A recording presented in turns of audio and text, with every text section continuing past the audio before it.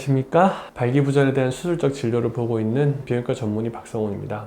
이제 이전 시간에서 오늘은 왜 전립선암 수술을 하고 나서 이런 성기능 장애라든가 아니면 요실금이라든가 이런 걸 겪게 되는가, 그거에 대해서 오늘 좀 말씀드리도록 하겠습니다. 기본적으로 그러면 전립선이 뭐 하는 장기고 어디 있는 거냐를 알아야 될 것 같아요. 전립선은 정액의 한 30% 정도를 만들어냅니다. 나머지는 정낭이라는 데서 생기고, 그래서 이 정액 중에 한 30%는 전립선, 한 70%는 이 정낭에서 만들어진다 보시면 돼요. 침이 나오는 그 구멍이 있는 것처럼 정액도 나오는 구멍이 있거든요. 정구라고 저희가 부릅니다. 그게 전립선 중간에 위치하게 됩니다. 정낭이랑 사정관이랑 이렇게 와가지고 만나서 이렇게 정액이 나가게 되는 구멍이 거기 위치해요. 이 전립선 위와 아래로는 방광이 있고 요도가 있습니다. 사실은 이 전립선 요도가 중간으로 지나가거든요. 그렇지만 개념상 전립선과 밑에 요도가 맞닿는 부분, 전립선과 방광이 맞닿는 부분, 거기에 괄약근이 위치가 합니다. 요도 괄약근이 위치를 해요. 그래서 남자들은 요도 괄약근이 위아래 두 개가 있습니다. 여성과 다르게.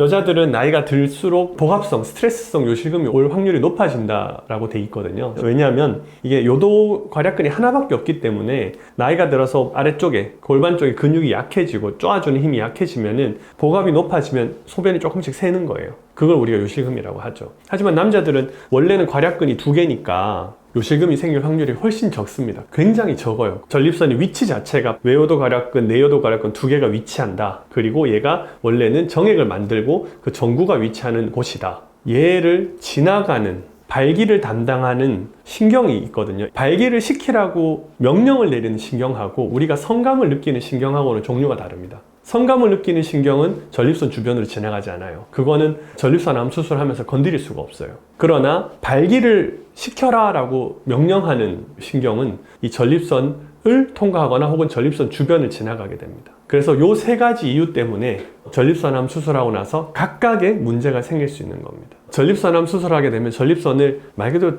드러내는 거잖아요. 전립선과 정낭을 같이 제거하는 거거든요. 그리고 남은 방광하고 요도를 이어주게 되는 겁니다. 그렇게 되면은 첫 번째, 정구, 정액이 나가던 구멍, 거기가 아예 그냥 정액을 만드는 조직들하고 다 사라져 버려요. 그렇기 때문에 사정이 되지 않습니다. 일반적으로는. 아주 드물게 어떤 분들은 오르가즘을 느낄 때 나오는 게 있다라고 하시는 분이 있는데, 그게 소변인지 아니면 쿠퍼액인지 저희가 아직은 알지는 못해요. 그런 거에 대한 연구가 돼 있진 않아요. 정상적인 환자들도 나이가 들어가면서 남성 호르몬 레벨이 줄어들면 마른 사정을 경험하거든요. 정액이 생성이 안 되기 때문에 오르가즘을 느껴도 정액이 안 나오는 걸 얘기를 해요. 그거랑 비슷한 경우가 생길 수가 있겠습니다. 정액이 일단 안 나온다. 두 번째, 아까도 말씀드렸지만 얘가 있는 위치가 요도 괄약근 두 개의 중간에 위치해 있습니다. 그래서 수도꼭지 거의 역할하는 애라고 보셔도 돼요. 물론 전립선 자체가 뭐 소변이 안 나가게 막아주거나 그런 역할을 전혀 하는 건 아닙니다. 요도 괄약근이 하게 되는데, 수술을 할 때 이 전립선을 잘라내야 되기 때문에 이 요도 괄약근도 약해질 수가 있어요. 얘네를 모아가지고 같이 꼬매줘야 되기 때문에. 그래서 수술하고 나서 이게 회복이 잘 안 되는 분들은 요실금이 생길 수가 있어요.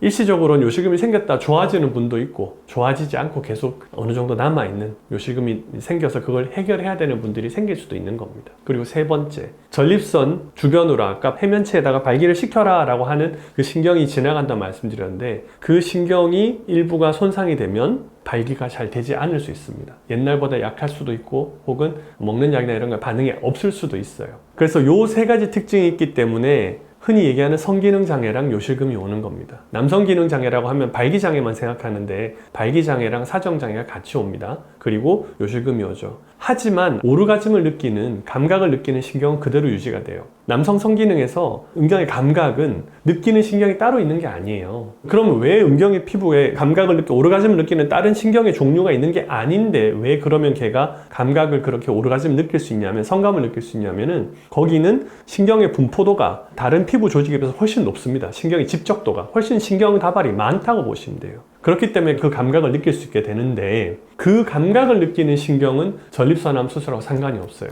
그거는 배부신경이나 혹은 회음신경이나 이런 데서 와서 들어오기 때문에 손상이 가지 않아요. 그렇다는 말은 전립선암 수술하고 나서도 오르가즘은 그대로 느낄 수 있어요. 원래도 성기능은 독립된 기능들의 집합체입니다. 그렇기 때문에 발기가 안 되더라도 오르가즘을 느낄 수가 있어요. 발기가 되든 안 되든 사정이 되든 안 되든 오르가즘을 느낄 수가 있다고 보시면 됩니다. 그래서 오르가즘은 느낄 수 있지만 사정이 되지 않고 발기가 되지 않는 경우가 있을 수가 있고 요실금은 생길 수 있더라, 이렇게 보시면 될 것 같아요. 되게 중요한 논문이 최근에 이제 발표가 됐었는데, 우리가 전립선암 수술을 이렇게 많이 하기 전까지는 음경으로 가는 아까 말씀드렸던 발기시켜라 라고 하는 그 신경 있잖아요. 그거에 대한 이해가 좀 부족했었어요. 우리가 가지고 있던 이해는 발기를 담당하는 신경들은 전립선 옆으로 지나간다고 생각했었어요. 전립선을 관통해서 지나가는 게 아니고 전립선을 싸고 있는 얇은 막이 있거든요. 그 베일이라고 아주 얇은 그 베일에 신경이 지나간다고 생각했었어요. 그래서 로봇 수술을 하게 되면은 거기가 잘 보이게 되니까 이 신경들을 우리가 보호해 줄 수 있는 게 아닌가. 사실 베일로 지나가는 거기에 있는 신경도 눈에는 안 보입니다. 현미경으로 봐야 보여요. 그래서 로봇 수술하든 그게 눈에 보이진 않아요, 신경이. 다만 베일을 잘라내지 않으면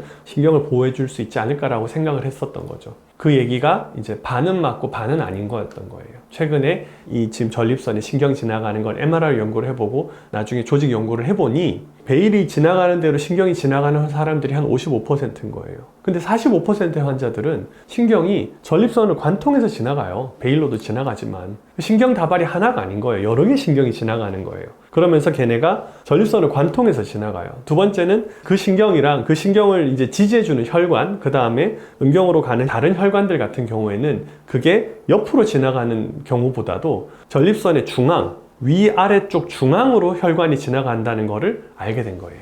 그 말인즉슨 우리가 아무리 베일을 보존해줘도, 아무리 수술하는 사람이 베일을 멋지게 보존해줘도 45% 정도의 환자들에서는 어쩔 수 없이 그 신경이 잘려나가게 된다는 겁니다. 왜? 안으로 중간으로 지나가니까. 전립선 암 수술의 목적은 발기력의 보존이나 요실금의 예방은 사실 아니에요. 물론 그렇게 할 수 있으면 더 좋지만 1차적인 목적은 암을 치료하는 겁니다. 암에서 환자를 살려내는 거예요. 요실금이 생길 수도 있고 조금 발기부전이 생길 수도 있어도 환자가 죽는 것보다는 낫잖아요. 그렇기 때문에 우리가 수술을 그렇게 한다고 저는 그렇게 생각하는데, 비교적 최근에 나온 연구라서 잘 모르시더라고요. 내가 지금 막 전립선암 수술 받고 나서 나는 그럼 발기가 잘 안 되는데 로봇 수술도 받았고 다 했는데 잘 안 된다. 그럼 이거 수술한 선생님 잘못하신 거 아니냐? 아니에요. 수술하신 선생님 아마 잘 보존해 드렸을 거예요. 그런데 원래 생긴 해부학적 구조가 그런 거였다라고 보시는 게 맞습니다. 사정장애는 사실 영구적인 거예요. 왜냐하면 이거는 전구가 나오고 정액이 나오는 조직 자체를 다 없애버린 거잖아요. 그렇기 때문에 이거는 회복될 수가 없어요. 근데 요실금하고 발기부전은 수술하고 나서 회복될 가능성이 있습니다. 특히 요실금 같은 경우에는 골반을 쪼아주는 케겔 운동 이런 거를 적절한 수준으로 연습을 해주시면은 요실금이 점점점 좋아지는 환자들이 있어요. 물론 좋아지지 않는 환자들도 있죠. 점점 나빠지는 경우도 사실 있어요. 그럴 경우에는 다른 방법으로 이제 손을 대볼 필요가 있는데, 발기부전도 마찬가지입니다. 돌아오는 경우도 있어요. 돌아올 환자분들은 통계적으로 봤을 때 6개월이면 다 돌아온다고 돼 있어요. 물론 이 경우는 수술 전에 발기력이 좋았던 환자들이에요. 근데 6개월이 지나도 돌아오지 않는 분들은 확률적으로는 사실 돌아올 가능성이 있다고 보기는 어려워요. 확률적으로 굉장히 낮습니다. 1%가 아마 안 될 거예요. 근데 이 부분에 대해서는 전립선암 수술 후 발기력이 돌아오는 부분에 대해서는 전립선암 수술하시는 선생님들 학회하고 저희처럼 보형물 주로 하는 이제 팽창 임플란트 주로 하는 학회하고 의견이 좀 다릅니다. 전립선암 학회 쪽에서는 최소한 1년을 기다리자라고 하세요. 저희는 6개월이라고 얘기해요. 그래서 약간 여기에 차이가 있습니다.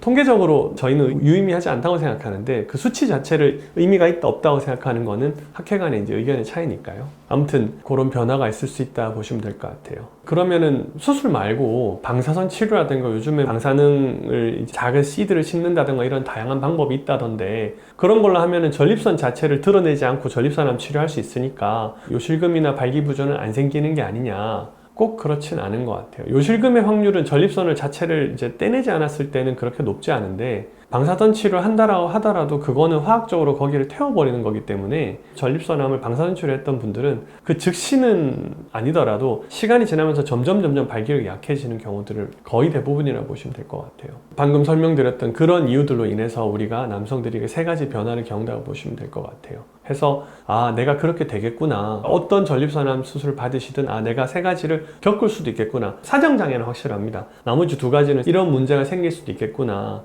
그러면 내가 그런 변화된 신체에 따라서 기대해야 되겠구나. 우리 자아라는 거는 다양한 것들이 자아에 영향을 미친다고 생각합니다. 자아에 되게 중요한 것 중에 하나가 생식기의 형태, 모양, 기능 이런 부분들도 굉장히 중요한 영향을 미친다고 이미 연구가 돼 있고 그 의견에 동의합니다. 일례로 남자아이들이 태어났는데 요도하열이라는 게 있을 수 있습니다. 발달할 때 요도가 끝에까지 붙지를 못하는 경우가 있어요. 그래서 요도구가 열려 있는 데가 귀두 쪽이나 아니면 음경의 중간 쪽에 열려 있는 데가 있어요. 그걸 저기 요도하열이라고 불러요. 이 요도하열이 있는 아이들은 아이가 유치원에 들어가기 전에 수술로 교정을 해주라고 되어 있습니다. 왜냐하면 아이가 유치원에 들어가서 자기 생식기의 모양이 소변 보는데 모양이 다르고 자기 모양이 다르잖아요. 그러면 다른 아이와 비교했을 때 너무 큰 스트레스를 받을 거기 때문에 그게 아이의 발달장애라든가 사회적이라든가 정신적인 장애나 장해를 유발할 수 있기 때문에 교정을 해주라고 되어 있어요.